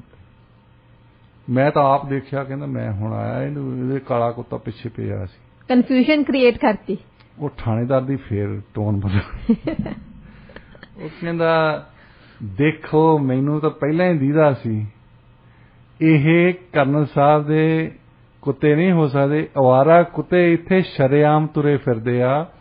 ਖੱਬੇ ਜਾਓ ਤਾਂ ਕੁੱਤੇ, ਸੱਜੇ ਜਾਓ ਤਾਂ ਕੁੱਤੇ। ਕਰਮਚਾਰੀ ਪਤਾ ਨਹੀਂ ਕਿੱਥੇ ਜਾ ਕੇ ਰੋਟੀਆਂ ਖਾਣ ਲੱਗੇ ਆ। ਤਨਖਾਹਾਂ ਲੈਣ ਨੂੰ ਪਹਿਲੀ ਦੀ ਪਹਿਲੀ ਪਹੁੰਚ ਜਾਂਦੇ ਆ। ਉਸ ਤੋਂ ਬਾਅਦ 30 ਦਿਨ ਨਜ਼ਰ ਨਹੀਂ ਆਉਂਦੇ। ਦੱਸੋ ਹੁਣ ਕੁੱਤੇ ਇੱਧਰ ਨੂੰ ਜਾਂਦੇ ਆ, ਉੱਧਰ ਨੂੰ ਜਾਂਦੇ।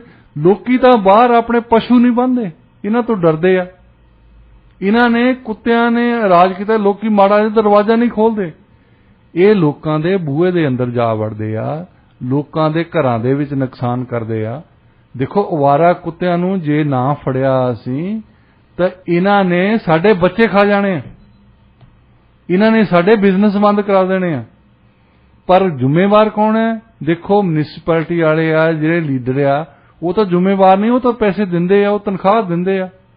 ਪਰ ਜ਼ਿੰਮੇਵਾਰ ਤਾਂ ਇਹ ਆਦਮੀ ਆ ਜਿਹੜੇ ਘਰਾਂ ਦੇ ਵਿੱਚ ਛੋਲੇ ਭਟੂਰੇ ਖਾ ਰਹੇ ਬੈਠੇ, ਤਨਖਾਹ ਲੈ ਗਏ ਆ। ਹੁਣ ਤਨਖਾਹ ਲੈਣੀ ਇਹਨਾਂ ਨੇ ਨਿਕਲਣਾ ਬਾਹਰ। ਜਾਨੂੰ ਫੇਰ ਭੀੜ ਦੇ ਵਿੱਚੋਂ ਕੋਈ ਬੰਦਾ ਬੋਲਿਆ, ਉਹ ਕਹਿੰਦਾ ਉਹ ਕਰਨਲ ਸਾਹਿਬ ਦੇ 2 ਕੁੱਤੇ ਆ, ਇੱਕ ਚਿੱਟੇ ਰੰਗ ਦਾ, ਇੱਕ ਕਾਲੇ ਰੰਗ ਦਾ ਆ। ਕਾਲੇ ਰੰਗ ਦਾ ਕੁੱਤਾ ਉਹਨਾਂ ਦਾ ਕਈ ਵਾਰੀ ਬੇਟਾ ਬਾਹਰ ਲੈ ਕੇ ਆਉਂਦਾ ਹੁੰਦਾ, ਮੈਂ ਉਹਨੂੰ ਆਪ ਦੇਖਿਆ। ਕਾਲੇ ਰੰਗ ਦਾ ਕੁੱਤਾ ਵੀ ਉਹਨਾਂ ਦਾ ਹੀ ਆ। ਤੇ ਥਾਣੇਦਾਰ ਦੀ ਫੇਰ ਬੋਲੀ ਬਦਲ ਗਈ। ਥਾਣੇਦਾਰ ਕਹਿੰਦਾ ਮੈਨੂੰ ਵੈਸੇ ਲੱਗਦਾ ਹੀ ਸੀ। ਦੇਖੋ ਉਹਨਾਂ ਦੇ ਕੁੱਤੇ ਹੋਣੇ ਆ, ਉਹਨਾਂ ਨੇ 2 ਕੁੱਤੇ ਰੱਖੇ ਹੋਣੇ। ਕਹਿੰਦੇ ਆ ਜਿਹੜੇ ਕੁੱਤਿਆਂ ਵਾਲੇ ਡਾਕਟਰ ਵੀ ਆ ਵੀ ਇੱਕ ਕੁੱਤਾ ਨਹੀਂ ਰੱਖਣਾ ਚਾਹੀਦਾ, 2 ਕੁੱਤੇ ਰੱਖਣੇ ਚਾਹੀਦੇ ਆ। ਉਹ ਪੜ੍ਹੇ ਲਿਖੇ ਨੇ, ਉਹਨਾਂ ਨੂੰ ਪਤਾ ਏਦਾਂ ਦੀਆਂ ਗੱਲਾਂ ਦਾ। ਉਹਨਾਂ ਨੇ ਵੈਸੇ ਵੀ ਕੁੱਤਿਆਂ ਨੂੰ ਵੀ ਪੂਰੀ ਸਿਖਲਾਈ ਦਿੱਤੀ ਆ। ਦੇਖੋ ਕਰਨਲ ਸਾਹਿਬ ਇੰਨੀ ਉਮਰ ਦੇ ਵਿੱਚ ਉਹਨਾਂ ਨੇ ਫੌਜ ਦੇ ਵਿੱਚੋਂ ਸਿਖਲਾਈ ਲਈ ਆ, ਡਿਸਿਪਲਿਨ ਰੱਖਿਆ ਆ।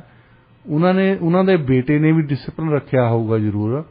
ਹੁਣ ਏਦਾਂ ਦਾ ਬੰਦਾ, ਆਹ ਦੇਖੋ ਚੋਰ ਲੱਗਦਾ ਨਾ, ਇਹਦੀ ਸ਼ਕਲ ਦੇਖੋ ਸਾਰਾ ਕਸੂਰ ਫੇਰ ਵਿਚਾਰੇ ਬੰਦੇ ਦਾ ਹੀ ਆ। ਇਹਦੀ ਸ਼ਕਲ ਦੇਖੋ, ਇਹ ਉਹਦੀ ਬਟੂਆ ਲੈਣ ਨੂੰ ਪਿਆ ਹੋਣਾ ਜਾਂ ਉਹਦੇ ਜੇਬ ਚੋਂ ਪੈਸੇ ਕੱਢਣ ਨੂੰ ਪਿਆ ਹੋਣਾ। ਕੁੱਤਾ ਬੜਾ ਵਫਾਦਾਰ ਹੁੰਦਾ, ਕੁੱਤਾ ਪੈ ਗਿਆ ਹੋਣਾ ਇਹਨੂੰ। ਹੁਣ ਇਹਦਾ ਇਹ ਉਸ ਕੁੱਤੇ ਦਾ ਕਸੂਰ ਥੋੜ੍ਹਾ ਆ ਜੋ ਬੰਦਾ ਹੁਣ ਚੋਰੀ ਕਰਦਾ ਫਿਰਦਾ। ਇਹ ਬੰਦੇ ਵੱਲ ਦੇਖੋ, ਇਹਦੇ ਤੇ ਤੁਸੀਂ ਯਕੀਨ ਕਰ ਸਕਦੇ ਆ ਕਿ ਇਹ ਕੁੱਤਾ ਐਵੇਂ ਹੀ ਪੈ ਗਿਆ ਹੋਵੇ ਇਹਨੂੰ। ਕੁੱਤਿਆਂ ਨਾਲੋਂ ਭੈੜਾ ਤਾਂ ਬੰਦਾ ਹੈ। ਉਹ ਜਾਨੂੰ ਫੇਰ ਭੀੜ ਚੋਂ ਕਿਸੇ ਨੇ ਕਹਿਤਾ, ਉਹ ਪਤਾ ਨਹੀਂ ਕਈ ਕੁੱਤੇ ਸੀ, ਉਹ ਨਾ ਕਾਲਾ ਸੀ ਨਾ ਕਾਲੇ ਵੀ ਸੀ, ਚਿੱਟੇ ਵੀ ਸੀ, ਕਈ ਰੰਗ ਬਰੰਗੇ ਵੀ ਸੀ, ਜ਼ਿਆਦਾ ਹੀ ਕੁੱਤੇ ਤੁਰੇ ਫਿਰਦੇ ਸੀ। ਥਾਣੇਦਾਰ ਫੇਰ ਕਹਿੰਦਾ ਇਹ ਹੁਣ ਕਿਹਦੇ ਤੇ ਯਕੀਨ ਕਰੋ ਬੰਦਾ। ਉਹ ਚੁੱਪ ਹੀ ਕਰ ਗਿਆ। ਉਹਨੇ ਕਿੰਨੀ ਵਾਰੀ ਤਾਂ ਆਪਣੀ ਸਟੇਟਮੈਂਟ ਬਦਲ ਲਈ ਸੀ। ਕਹਿੰਦਾ ਇਹਦਾ ਜਿਹੜਾ ਕਰੈਕਟਰ ਆ ਉਹ ਥਾਣੇਦਾਰ ਗਿਰਗਿਟ ਦਿਖਾਇਆ ਗਿਆ ਕਿ ਜਦੋਂ ਤਾਂ ਕਰਨਲ ਸਾਹਿਬ ਦਾ ਕੁੱਤਾ ਕਹਿੰਦੇ ਆ ਤਾਂ ਉਦੋਂ ਤਾਂ ਉਹਦੀ ਸਟੇਟਮੈਂਟ ਬਦਲ ਜਾਂਦੀ ਹੈ। ਉਦੋਂ ਕੁੱਤਾ ਬਹੁਤ ਡਿਸਪਲਿਨਡ ਆ, ਕੁੱਤੇ ਨੂੰ ਬਹੁਤ ਜ਼ਿਆਦਾ ਮੈਨਰਸ ਨੇ, ਕੁੱਤੇ ਦਾ ਕਸੂਰ ਹੋ ਹੀ ਨਹੀਂ ਸਕਦਾ ਜੀ। ਜਦੋਂ ਆ ਜਾਂਦੀ ਅਵਾਰਾ ਕੁੱਤਿਆਂ ਦੀ ਗੱਲ, ਸਾਰਾ ਕਸੂਰ ਉਦੋਂ ਫਿਰ ਉਹ ਬੜਾ ਬਹਾਦਰ ਬਣਦਾ ਹੈ। ਦੇਖੋ ਜੀ, ਆਮ ਬੰਦੇ ਦੇ ਨਾਲ ਉਹਦੀ ਸਿੰਪਥੀ ਆ, ਉਹਦੀ ਹਮਦਰਦੀ ਆ। ਇਹ ਇਦਾਂ ਦੇ ਬੰਦੇ ਤੁਹਾਨੂੰ ਬਹੁਤ ਮਿਲਦੇ ਆ ਵੈਸੇ ਜ਼ਿੰਦਗੀ ਦੇ ਵਿੱਚ। ਹਾਂਜੀ ਹਾਂਜੀ, ਜਿਹੜੇ ਕਿ 1 ਮਿੰਟ ਦੇ ਵਿੱਚ ਕੋਈ ਹੋਰ ਗੱਲ ਕਰ ਰਹੇ ਹੁੰਦੇ ਆ, ਉਸੇ ਵੇਲੇ ਬਦਲ ਕੇ ਕੋਈ ਹੋਰ ਗੱਲ ਕਰ ਦੇਣੀ। ਹਾਂਜੀ, ਉਹ ਜਦੋਂ ਕੋਈ ਗਰੁੱਪ ਡਿਸਕਸ਼ਨਸ ਵੀ ਹੁੰਦੀਆਂ ਨੇ ਨਾ, ਉੱਥੇ ਵੀ ਇਹ ਗੱਲ ਵੈਸੇ ਮੈਂ ਨੋਟਿਸ ਕੀਤੀ ਹੈਗੀ ਆ। ਕਈ ਲੋਕ ਹੁੰਦੇ ਆ ਕਿ ਉਹਨਾਂ ਨੇ ਇੱਕ ਪਾਰਟਿਕੂਲਰ ਜਿਸ ਬੰਦੇ ਦੀ ਹਾਂ ਦੇ ਵਿੱਚ ਹਾਂ ਮਿਲਾਉਣੀ ਹੁੰਦੀ, ਉਹ ਤੋਂ ਪਹਿਲਾਂ ਬਾਈ ਚਾਂਸ ਜੇ ਕੋਈ ਹੋਰ ਗੱਲ ਕਰਦੇ ਆ, ਉਹ ਕਿਸੇ ਚੀਜ਼ ਦੀ ਫੇਵਰ 'ਚ ਹੈ ਨਹੀਂਗੇ। ਪਰ ਜਦੋਂ ਦੂਸਰਾ ਬੰਦਾ ਜਿਹਦੇ ਨਾਲ ਸੁਰ ਮਿਲਾਉਣੀ ਹੈ, ਜਦੋਂ ਉਹ ਬੋਲ ਪੈਂਦਾ, ਨਹੀਂ ਵੈਸੇ ਭਾਜੀ ਕਹਿੰਦੇ ਤੁਸੀਂ ਉਹ ਠੀਕ ਹੋ, ਮੈਨੂੰ ਵੀ ਇਹੀ ਲੱਗਦਾ। ਹੁਣ ਆਮ ਬੰਦੇ ਤੁਸੀਂ ਦੇਖੋ ਝੁਰਮਟ ਪਾ ਖੜੇ ਹੋਣਗੇ ਤਾਂ ਕਹਿਣਗੇ ਪੰਜਾਬ ਪੁਲਿਸ ਯਾਰ ਉਹ ਇਦਾਂ ਹੀ ਕਰਦੇ ਆ, ਕਿਸੇ ਨਾਲ ਅਕਲ ਨਾਲ ਤਾਂ ਬੋਲਣਾ ਹੀ ਨਹੀਂ ਆਉਂਦਾ ਉਹਨਾਂ ਨੂੰ। ਜਿਹਨੂੰ ਕਿਹਨੂੰ ਫੜ ਕੇ ਥਾਣੇ ਦੇ ਅੰਦਰ ਜਾ ਕੇ ਕੁੱਟਣ ਲੱਗ ਪੈਂਦੇ ਨੇ, ਫਿਰ ਉਹਨੂੰ ਗਾਲਾਂ ਕੱਢਦੇ ਨੇ, ਪੈਸੇ ਲੈਣ ਤੋਂ ਬਿਨਾਂ ਬੰਦਾ ਛੱਡਦੇ ਨੇ। ਅਗਲਾ ਕਹਿੰਦਾ ਯਾਰ ਮੈਂ ਇੱਥੇ ਥਾਣੇਦਾਰ ਲੱਗਾ ਹਾਂ। ਉਹ ਨਹੀਂ, ਸਾਰੇ ਤਾਂ ਨਹੀਂ ਏਦਾਂ ਭਾਜੀ, ਤੁਹਾਡੀ ਗੱਲ ਥੋੜੀ ਕੀਤੀ ਆ, ਇਹ ਤਾਂ ਆਪਾਂ ਵੈਸੇ ਜਨਰਲ ਗੱਲ ਕਰਦੇ ਆ। ਅਸੀਂ ਗੱਲ ਕਰਦੇ ਆ ਕਿਸੇ ਬੰਦੇ ਦੀ, ਕੋਈ ਹੁੰਦਾ ਪੁਲਿਸ ਵਾਲਾ ਇਦਾਂ ਦਾ। ਨਾਰਮਲੀ ਤਾਂ ਪੁਲਿਸ ਵਾਲੇ ਦੇਖੋ ਤੁਹਾਡੀ ਮਦਦ ਕਰਦੇ, ਮੈਂ ਦੇਖੇ ਆ, ਮੂੰਗਫੜੀ ਦੇ ਦਿੰਦੇ ਤੁਹਾਨੂੰ ਖਾਣ ਨੂੰ, ਤੁਹਾਨੂੰ ਥਾਣਿਓਂ ਬਾਹਰ ਆ ਕੇ ਤੁਹਾਡੇ ਕਈ ਵਾਰੀ ਘਰ ਛੱਡ ਕੇ ਆਉਂਦੇ ਆ। ਜੇ ਹੁਣ ਆ ਪੈਂਡੈਮਿਕ ਦੇ ਵਿੱਚ ਲੋਕਾਂ ਦੇ ਘਰਾਂ ਦੇ ਵਿੱਚ ਆਟਾ ਨਹੀਂ ਸੀ ਜਾਂਦਾ, ਦਾਲ ਨਹੀਂ ਸੀ ਜਾਂਦੀ, ਪੁਲਿਸ ਵਾਲੇ ਛੱਡ ਕੇ ਆਉਂਦੇ ਸੀ। ਉਹ ਤੁਹਾਡੇ ਵਰਗੇ ਹੋਣੇ ਆ। ਇਹ ਤਾਂ ਗੱਲ ਹੁੰਦੀ ਆ ਐਵੇਂ ਜਿਵੇਂ ਦੀ ਕਿਤੇ ਅਸੀਂ ਅਖਬਾਰਾਂ ਦੇ ਵਿੱਚ ਪੜ੍ਹ ਲੈਂਦੇ ਆ, ਉਦਾਂ ਦਾ ਸਾਡਾ ਮਨ ਬਣ ਜਾਂਦਾ ਹੈ। ਇਦਾਂ ਦੀ ਗੱਲ ਗਿਰਗਟ ਵਾਂਗੂ ਫਟਾਫਟ ਬਦਲ ਜਾਂਦੇ ਆ। ਕੋਈ ਬੰਦਾ ਕਹੂਗਾ ਦੇਖੋ ਜੀ ਗੁਰਦੁਆਰਿਆਂ ਦੇ ਵਿੱਚ ਹੁੰਦਾ ਕੀ ਆ, ਉੱਥੇ ਇਹ ਗੋਲਕਾਂ ਦੀ ਚੋਰੀ ਕਰਦੇ ਆ, ਇਹਨਾਂ ਦਾ ਨਿੱਤ ਦਾ ਕੰਮ ਆ ਉੱਥੇ ਲੋਕਾਂ ਦੇ ਪੈਸੇ ਕਢਾਉਣੇ, ਉਹ ਛਕਣੇ। ਇਹਨਾਂ ਨੂੰ ਇਹ ਤੋਂ ਬਿਨਾਂ ਕੋਈ ਕੰਮ ਨਹੀਂ। ਚੌਧਰ ਆ ਤੇ ਪੈਸਾ ਆ ਬਸ। ਅਗਲਾ ਕਹਿੰਦਾ ਜੀ ਮੈਂ ਇਸ ਗੁਰਦੁਆਰੇ ਦਾ ਪ੍ਰਧਾਨ ਆ। ਨਹੀਂ ਜੀ, ਉਹ ਸਾਰਿਆਂ ਦਾ ਤਾਂ ਨਹੀਂ, ਉਹ ਤਾਂ ਅਸੀਂ ਗੱਲ ਕਰਦੇ ਆ ਜਿਹੜੇ ਆ ਲੁਟੇਰਿਆਂ ਨੇ ਵੀ ਬਹੁਤ ਖੋਲੇ ਆ ਨਾ ਗੁਰਦੁਆਰੇ। ਤੁਹਾਡੇ ਵਰਗੇ ਲੋਕਾਂ ਕਰਕੇ ਤਾਂ ਅਸੀਂ ਗੁਰਦੁਆਰੇ ਆਉਂਦੇ ਆ, ਨਹੀਂ ਤਾਂ ਸਾਡਾ ਕੋਈ ਗੁਰਦੁਆਰੇ ਆਉਣ ਦਾ ਮੰਤਵ ਹੈ ਹੀ ਨਹੀਂ, ਕਿਉਂਕਿ ਭਾਜੀ ਬਹੁਤ ਜ਼ਿਆਦਾ ਲੁੱਟ ਖੋਹ ਮਚਾਈ ਆ ਸਾਰੀਆਂ ਚੀਜ਼ਾਂ ਨੇ। ਪਰ ਹੁਣ ਜਦੋਂ ਤੁਹਾਡੇ ਵਰਗੀਆਂ ਸ਼ਖਸੀਅਤਾਂ ਨੂੰ ਅਸੀਂ ਦੇਖਦੇ ਆ, ਸਾਡਾ ਯਕੀਨ ਬਣ ਜਾਂਦਾ ਗੁਰਦੁਆਰੇ ਦੇ ਵਿੱਚ ਜੀ। ਫਿਰ ਕਹਿਣਗੇ ਇਹਨਾਂ ਨੇ ਲੁਟੇਰਿਆਂ ਨੇ ਜੁਦੇ ਹੀ ਗੁਰਦੁਆਰੇ ਬਣਾਏ ਆ, ਲੁਟੇਰਿਆਂ ਨੇ ਜੁਦੇ ਹੀ ਮੰਦਿਰ ਬਣਾਏ ਆ। ਆਮ ਮੰਦਿਰ ਦੇ ਵਿੱਚ, ਆਮ ਗੁਰਦੁਆਰੇ ਦੇ ਵਿੱਚ ਤਾਂ ਤੁਹਾਡੇ ਵਰਗੀਆਂ ਸ਼ਖਸੀਅਤਾਂ ਬੈਠੀਆਂ ਜਿਨ੍ਹਾਂ ਦਾ ਕਰਕੇ ਉਹਨਾਂ ਦਾ ਸਤਿਕਾਰ ਕੀਤਾ ਜਾਂਦਾ। ਜਿਹੜਾ ਪੈਸਾ ਚੜਾਉਂਦੇ ਆ ਉਹ ਕਿਸੇ ਲੰਗਰ ਤੇ ਲੱਗਦਾ ਆ, ਇਮਾਰਤ ਤੇ ਲੱਗਦਾ ਆ। ਦੇਖੋ ਉਹਨੂੰ ਗੁਰਦੁਆਰੇ ਨੂੰ 100 ਬਿੱਲ ਆਉਂਦਾ, ਉਹ ਵੀ ਤਾਂ ਕਿਸੇ ਨੇ ਦੇਣਾ ਹੀ ਹੁੰਦਾ। ਉਹ ਸੰਗਤ ਨੇ ਨਹੀਂ ਦੇਣਾ ਤਾਂ ਹੋਰ ਕਿਹਨੇ ਦੇਣਾ ਦੱਸੋ। ਤੁਹਾਡੇ ਵਰਗੇ ਲੋਕਾਂ ਕਰਕੇ ਪ੍ਰਬੰਧ ਕਿੰਨਾ ਵਧੀਆ ਚੱਲ ਰਿਹਾ। ਮੈਂ ਤਾਂ ਜੀ 2-4 ਬੰਦਿਆਂ ਨੂੰ ਜਾਣਦਾ। ਮੇਰੀ ਮਾਸੀ ਦਾ ਮੁੰਡਾ ਵੀ ਮੈਨੇਜਮੈਂਟ ਦੇ ਵਿੱਚ ਹੁੰਦਾ ਸੀ। ਉਹ ਦੱਸਦਾ ਸੀ ਕਿ ਉਹਨੇ ਤਾਂ ਆਪਣਾ ਘਰ ਵੇਚ ਦਿੱਤਾ, ਹੌਲੀ ਹੌਲੀ ਪੈਸੇ ਦੇ ਹੀ ਜਾਂਦਾ ਸੀ। ਇਦਾਂ ਦੇ ਜ਼ਿਆਦਾ ਆ ਲੋਕੀ, ਕੁਰਬਾਨੀ ਕਰਨ ਵਾਲੇ ਆ, ਲੁੱਟਣ ਵਾਲੇ ਤਾਂ ਘੱਟ ਹੀ ਆ। ਇੱਕਦਮ ਜਿਹੜੀ ਆਵਾਜ਼ ਜਿਹੜੀ ਆ ਗਿਰਗਟ ਦੀ ਬਦਲ ਜਾਣੀ ਹੈ। ਜੀ। ਜੇ ਪੋਲੀਟੀਸ਼ੀਅਨ ਆ ਗਿਆ ਉਹਨੂੰ ਪਹਿਲਾਂ ਤਾਂ ਖੜੇ ਹੋਣਗੇ ਤਾਂ ਉਹਨਾਂ ਨੂੰ ਗਾਲਾਂ ਕੱਢਦੇ ਹੁੰਦੇ। ਇਹਨਾਂ ਨੇ ਕੁਛ ਨਹੀਂ ਕਰਨਾ, ਇਹਨਾਂ ਨੇ ਲੁੱਟ ਲਿਆ ਜੀ। ਇੱਥੇ ਆ ਕੇ ਸਾਨੂੰ ਇਲੈਕਸ਼ਨ ਵਾਲੇ ਦਿਨ 5 ਸਾਲਾਂ ਬਾਅਦ ਸਾਨੂੰ ਮੂੰਹ ਦਿਖਾ ਲੈਣਗੇ। ਇਹਨਾਂ ਨੂੰ ਹੋਰ ਕੁਛ ਨਹੀਂ, ਸਿਰਫ ਆਪਣੀਆਂ ਤਨਖਾਹਾਂ ਦੀ ਹੁੰਦੀ ਹੈ। ਹੋਰ ਨਾ ਇਹਨਾਂ ਨੂੰ ਕੁਛ ਆਉਂਦਾ, ਨਾ ਇਹਨਾਂ ਨੂੰ ਕੁਛ ਜਾਣਦਾ। ਇਹ ਤਾਂ ਠੀਕ ਹੈ, IAS ਅਫਸਰ ਚਲਾਈ ਜਾਂਦੇ ਆ। ਨਹੀਂ ਤਾਂ ਇਹ ਜੇ ਇਦਾਂ ਦੇ ਬੰਦੇ ਬੈਠੇ ਹੋਣ, ਇਹਨਾਂ ਨੂੰ ਤਾਂ ਇੱਲ ਤੇ ਕੌਂਕੜ ਨਹੀਂ ਆਉਂਦਾ। ਅਗਲਾ ਕੋਈ ਮੰਤਰੀ ਆ ਕੇ ਖੜ ਜਾਂਦਾ, ਲਓ ਜੀ ਜਿਹੜੀ ਦੁਨੀਆ ਚੱਲਦੀ ਆ, ਸਟੇਟ ਚੱਲਦੀ ਆ, ਤੁਸੀਂ ਤੁਹਾਡੀ ਲੀਡਰਸ਼ਿਪ ਨਾ ਹੋਵੇ ਤਾਂ ਇਹਨਾਂ ਨੂੰ ਤਾਂ ਸਮਝ ਹੀ ਨਾ ਆਵੇ, ਜਾਣਗੇ ਕਿੱਧਰ ਨੂੰ। ਹੁਣ ਤੁਸੀਂ ਬੈਠੇ ਆ, ਤੁਸੀਂ ਪਾਲਿਸੀ ਬਣਾਉਣੇ ਆ, ਇਹ ਤੁਹਾਡਾ ਕਸੂਰ ਥੋੜ੍ਹਾ ਅਫਸਰ ਥੱਲੇ ਕੀ ਕਰਦੇ ਆ। ਤੁਸੀਂ ਆਪਣੇ ਵੱਲੋਂ ਸਹੀ ਕੰਮ ਕਰਦੇ, ਤੁਸੀਂ ਤਾਂ ਉੱਪਰ ਸਹੀ ਕੰਮ ਕਰਦੇ ਆ।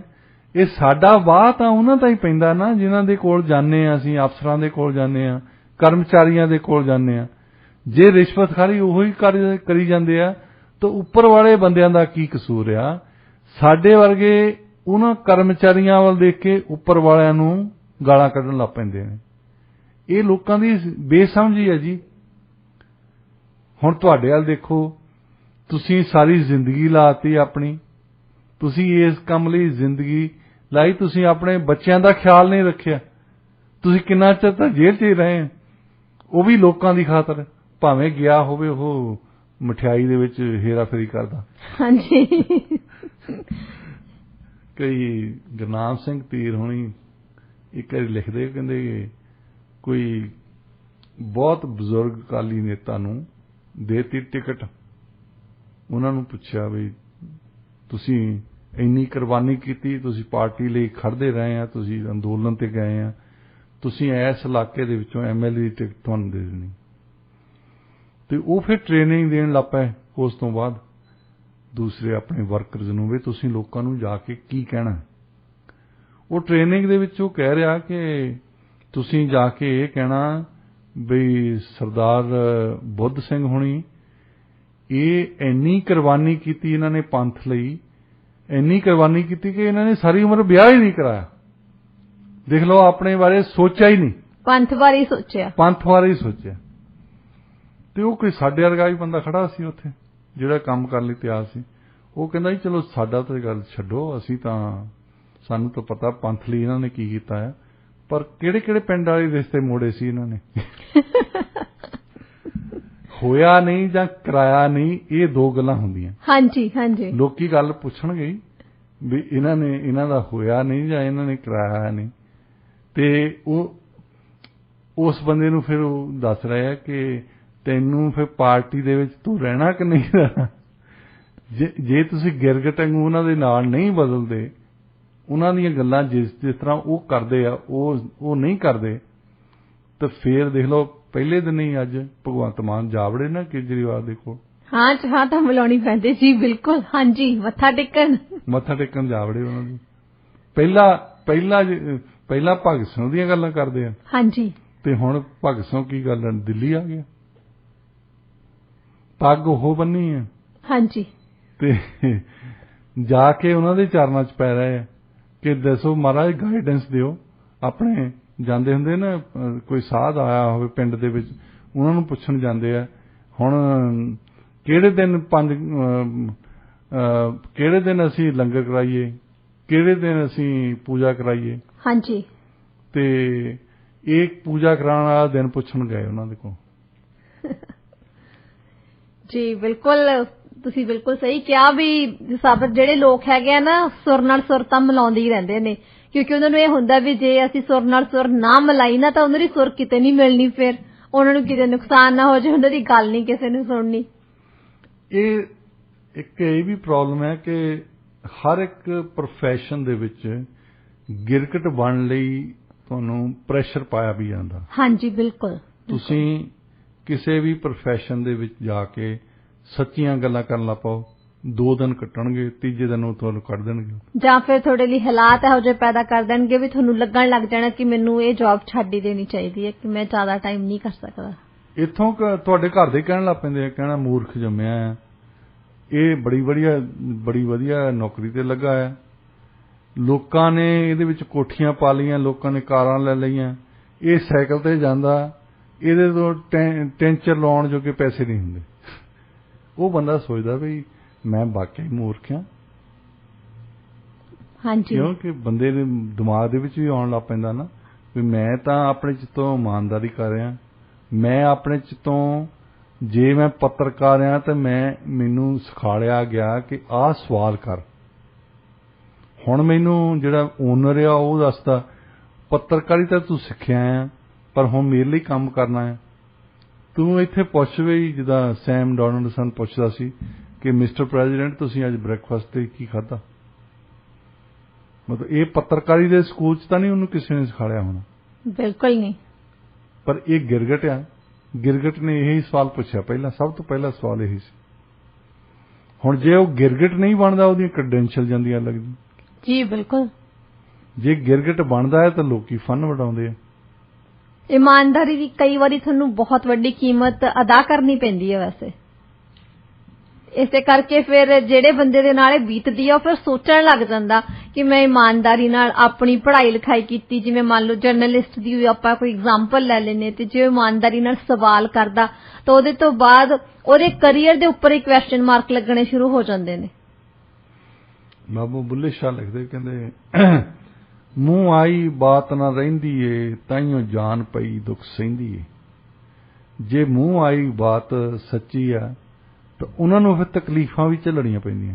ਜੀ ਜੀ ਜੀ। ਜਿਹੜੇ ਜੇ ਕਿਸੇ ਪੱਤਰਕਾਰ ਨੇ ਕੋਈ ਹਿੰਮਤ ਕਰੇ ਹੀ ਲਈ, ਉਹਨੂੰ ਹੋ ਸਕਦਾ ਨੌਕਰੀ ਤੋਂ ਹੱਥ ਧੋਣੇ ਪੈਣ, ਉਹਨੂੰ ਉਹ ਤਰੱਕੀਆਂ ਨਾ ਮਿਲਣ, ਉਹਨੂੰ ਉਹ ਲਗਜ਼ਰੀਜ਼ ਨਾ ਮਿਲਣ ਜਿਹੜੀਆਂ ਦੂਸਰਿਆਂ ਨੂੰ ਮਿਲਦੀਆਂ ਸੀ।